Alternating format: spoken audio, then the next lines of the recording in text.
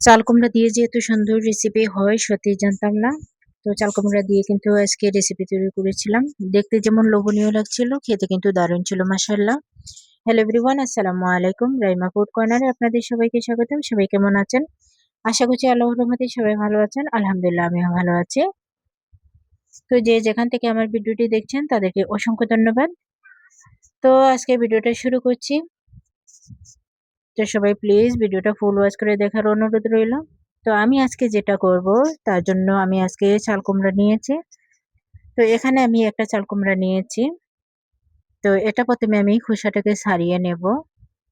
তো সত্যি কথা বলতে চাল কুমড়া দিয়ে যে এত কিছু করা যায় সত্যি ভাবতে পারিনি। তো জানা থাকলে আর কি, শেখা থাকলে শেখার কোনো শেষ নেই। তো জানা থাকলে কিন্তু অনেক কিছু করা যায়। তো আমি ১ম এ চাল কুমড়াটাকে ছিলে নেব ভালোভাবে। ছিলে নিয়ে রেসিপিটা তৈরি করব। আর অবিশ্বাস্য ব্যাপার হচ্ছে কি, চাল কুমড়া দিয়ে কিন্তু আমি ৪-৪ টা রেসিপি তৈরি করেছি। হয়তো আজকে আমি পুরো সবগুলো রেসিপি দেখাবো না একসাথে। পরবর্তী ভিডিওতে কিন্তু দেখাবো আমি। তো শেষ পর্যন্ত দেখার অনুরোধ রইল ভিডিওটা। কারণ শেষ পর্যন্ত দেখলেই বুঝতে পারবেন যে আমি কি তৈরি করেছি। তো ১ম এ আমি কিন্তু ছিলে নিচ্ছি চাল কুমড়াটা। তো এই যে দেখেন আমি ছিলে নিচ্ছি ভালোভাবে। তো অবাক করার বিষয় হয়েছে কি যে আমি যে খোসাগুলো দিয়ে কিন্তু রেসিপি তৈরি করব। খোসাগুলোও কিন্তু ফেলবো না। একসময় কিন্তু খোসা ফেলে দিতাম, ভাবতে পারিনি যে খোসাগুলোও কাজে লাগবে আজকে। তো রেসিপি দেখলাম যে খোসাগুলোও কাজে লাগে, তাই খোসাগুলোও রেখে দেব। চাল কুমড়া দিয়ে কিন্তু আমি একটা রেসিপি তৈরি করব আর খোসাগুলোও আমি রেখে দেব রেসিপি তৈরি করার জন্য। সেটাও আপনারা ভিডিওতে দেখতে পাবেন। তো যাই হোক, আমি চাল কুমড়াটা ১ম এ কেটে নিচ্ছি। আর চাল কুমড়াটা কিন্তু একদম যেটা কড়া সেটা বিচিটাও কিন্তু খুবই নরম। যেটা কচি সেটাই নেবেন চাল কুমড়াটা। তো আমি নিয়ে নিচ্ছি। আর এখানে ১ম এ দেখতেই পাচ্ছেন কিন্তু চাল কুমড়াটা আমি কিভাবে কাটছি, সে নিয়ম অনুযায়ী কেটে নেবেন আপনারা। তো আমি দেখেন এখানে 1/2 ইঞ্চি করে কেটে নিচ্ছি। অর্ধেকটাকে আবার এভাবে কেটে নিচ্ছি সুন্দরভাবে। তো আবার এই যে 1/2 ইঞ্চি করছি, 1/2 ইঞ্চির মাঝ বরাবর দিয়ে কিন্তু আবার কেটে নিচ্ছি। তো এটা কিন্তু আবার একটু লক্ষ্য করেন, আমি পুরোপুরিভাবে কিন্তু কাটবো না। একটু সামান্য জয়েন থাকবে এরকম ভাবে কাটবো। এই যে দেখেন, তার ভিতরে কিন্তু আমি একটা জিনিস দিয়ে দেব ভিতরে। তো শেষ পর্যন্ত ভিডিওটার সাথেই থাকলে বুঝতে পারবেন যে আমি কি নিয়মে করছি। আর অবশ্যই পুরো নিয়মটা ফলো করার চেষ্টা করবেন। তো আমি সবগুলো কিন্তু এভাবেই কেটে নেব। এই যে দেখেন আমার সবগুলো কাটা হয়ে গেছে কিন্তু।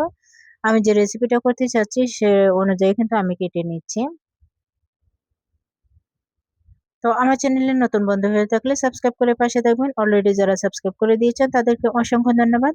আর প্লিজ একটা লাইক দিয়ে ভিডিওটা দেখে কন্টিনিউ করবেন।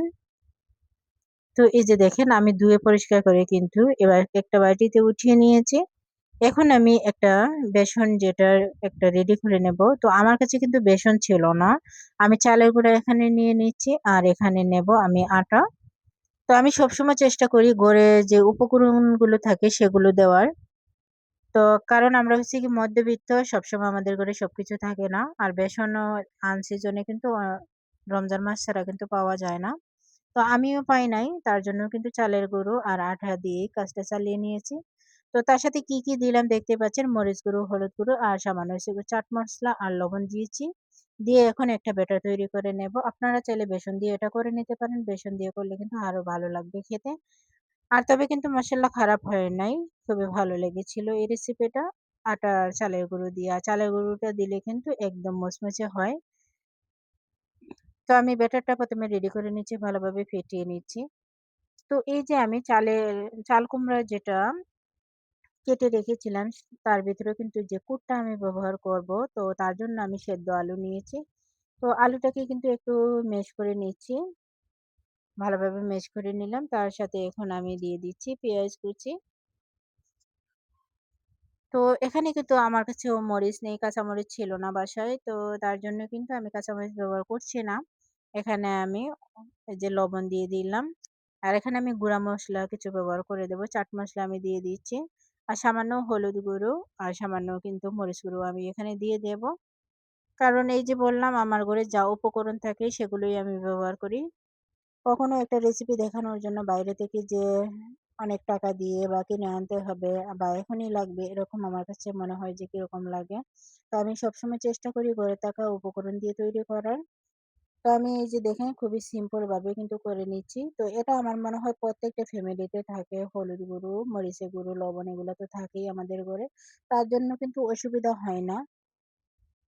তো আমরা কিন্তু করে নিতে পারি এভাবেই কম উপকরণ দিয়ে। তো এখন আমি যে কুটটা রেডি করেছি সেই কুটটা কিন্তু এটার মধ্যে চাল কুমড়ার মধ্যে ভরে নেব। তো এই যে দেখেন আমি চাল কুমড়ার মধ্যে কিন্তু একটু, একটু করে দিয়ে দেব এটা। আর এই রেসিপিটা কিন্তু ভীষণ ভালো লাগে। অবশ্যই ট্রাই করবেন আপনারা বাসায়। আর বাচ্চারা ছোট বড় সবাই কিন্তু বেশ পছন্দ করে। এটা একটা চপের মতন চপই।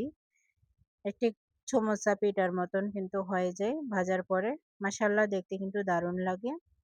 আর সবাই পছন্দ করবে। আমার মনে হয় মেহমান আসলে এগুলো দিলে তো ভীষণ পছন্দ করবে। আর অবাক হয়ে যাবে যে এটা কি বানানো হয়েছে। তারা তো ১ম এ বিশ্বাস করতে চাইবে না যে এটা চাল কুমড়া দিয়ে বানানো আমার মনে হয়। তো আমার কাছে কিন্তু ভীষণ ভালো লেগেছে এই আইডিয়াটা। আপনারা অবশ্যই বাসায় ট্রাই করবেন। তো আমি সবগুলো কিন্তু এক, এক করে ১ম এ কুটটা ভরে নিচ্ছি। তো এখানেও কিন্তু মাশাআল্লাহ অনেকটা সুন্দর লাগছে দেখতে। আর ভাজার পর তো কিন্তু আরো দারুণ লাগে। তো এই যে দেখেন সবগুলো কিন্তু আমি এক, এক করে ভরে নিচ্ছি। তো আমার বড়া হয়ে গেছে কিন্তু এখন তো বাজার পালা চলে যাব চুলাতে। সরাসরি আমরা চুলাতে চলে গেলাম আর অলরেডি আমি তেলটা বসিয়ে দিয়েছি কড়াইতে। অন্যদিকে দেখেন এই যে আমার গোলাটা আটা আর চালের গুঁড়োর যে গোলাটা ওইটার মধ্যে আমি একটু চুবিয়ে নিচ্ছি। নিয়ে এখন সরাসরি তেলে দিয়ে দেব। আর আমার তেলটা কিন্তু অলরেডি গরম হয়ে গেছে। আর অবশ্যই গরম তেলে দেবেন। আর হাই হিটে ভাজার চেষ্টা করবেন। আমরা লো হিটে ভাজতে গেলে দেখবেন যে তেলটা বেশি লাগে চুপসে নেয় তেলটা। অবশ্যই হাই হিটে বা মিডিয়াম হাই এ কিন্তু ভাজতে হবে। কিছু, কিছু ক্ষেত্রে হয়তো লো হিসাবে কোনো জিনিস নিয়ম আছে ভাজতে হবে। কিন্তু এসব ভাজাপোড়ার ক্ষেত্রে হাই হিটে মিডিয়াম হাই হিটে ভাজতে হয়। তা না হলে কিন্তু তেলটা অনেকটা চুষে নেয়। তো আমি একে করে কিন্তু দিয়ে দিচ্ছি। আর আমার দেখছেন পাচ্ছেন যে তেলটা কতটা গরম হয়েছে কিন্তু। তো আমার এক পাশ হয়ে গেলে কিন্তু আমি অন্য পাশটা উল্টে দেব। উল্টে দিয়ে উল্টে পাল্টে কিন্তু এভাবে ভেজে নেব। আর আমার মনে হয় বেশিক্ষণ লাগবে না চাল কুমড়াটা যেহেতু পাতলা করে কাটা হয়েছে। জাস্ট ১০ মিনিটে কিন্তু হয়ে যাবে। এখন আমি উল্টিয়ে দিচ্ছি সবগুলো। তো এই নাস্তাটা কিন্তু ভীষণ ভালো লাগে। ভিতরে সফট বাইরে মচমচে একটা নাস্তা। তো সকাল বিকালে এটা কিন্তু বানাতে পারেন আপনারা অবশ্যই। আর এটাতে কিন্তু বেশি খরচ লাগে না। দেখতেই পাচ্ছেন কিন্তু আমি ঘরে থাকা উপকরণ দিয়ে কম উপকরণ দিয়ে বানিয়ে নিয়েছি কিন্তু। এতে কিন্তু কারোর অসুবিধা হবে না। তো আমি এভাবেই উল্টে পাল্টে কিন্তু ভেজে নেব।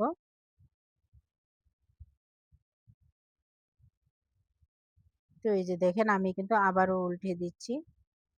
একদম মুচমুচে করে ভেজে নেব। এতে কিন্তু ভালো লাগবে খেতে। আর তাছাড়া কিন্তু চালের গুঁড়ো দিয়েছি। চালের গুঁড়ো দেওয়ার কারণে কিন্তু অনেকটা মুচমুচে হয় এই নাস্তাটা।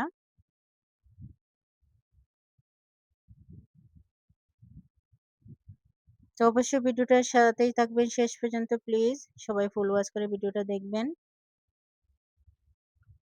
তো আমার কিন্তু দেখতে, দেখতে ভাজা হয়ে গেছে কিন্তু এখন আমি উঠিয়ে নেব। একটা ছাঁকনির সাহায্যে কিন্তু তেলটা ঝরিয়ে আমি উঠিয়ে নিচ্ছি। আর আমার দেখেন কতটা ক্রিস্পি হয়েছে দেখেই বোঝা যাচ্ছে। একদম লাল, লাল হয়ে গেছে কিন্তু।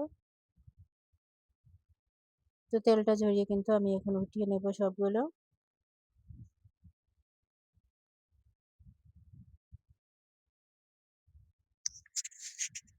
এই যে আমি সবগুলো কিন্তু উঠিয়ে নিচ্ছি।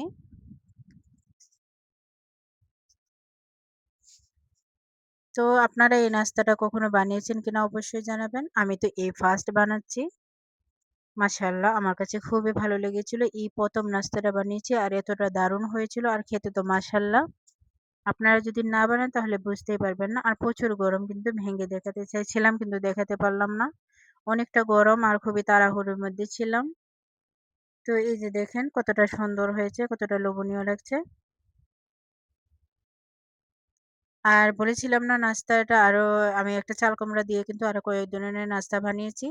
তো সেই ভিডিওগুলোও কিন্তু পরবর্তীতে আপনারা দেখতে পাবেন। তো প্লিজ ভিডিওটা সাবস্ক্রাইব করে রাখবেন। আর বেল আইকনটি বাজিয়ে রাখবেন নতুন ভিডিও পাওয়ার জন্য। তো এই যে আমি ৪ টা কিন্তু আইটেম তৈরি করেছি। একটা চাল কুমড়া দিয়ে আমি কিন্তু সবজিও রান্না করেছিলাম। আর এখানে আমি খোসা দিয়ে এটা তৈরি করেছি। তো কিভাবে করেছি সেটা পরবর্তী ভিডিওতে দেখতে পাবেন। তো এই যে দেখেন নাস্তাগুলো ভীষণ কিন্তু ভালো হয়েছিল। তো জানা থাকলে বুদ্ধির শেষ নাই, শেখারও শেষ নাই। তো জানা থাকলে কিন্তু অনেক কিছু করা যায়। তো সবাই অবশ্যই বাসায় ট্রাই করবেন। আর আমার ভিডিওটা কেমন লাগছে অবশ্যই জানাবেন। তো সবাই থেকে বিদায় নিচ্ছি। সবাই ভালো থাকবেন, সুস্থ থাকবেন। আমাদের জন্য দোয়া করবেন। সবার প্রতি দোয়া এবং ভালোবাসা রইলো। আল্লাহ হাফেজ। আসসালামু আলাইকুম।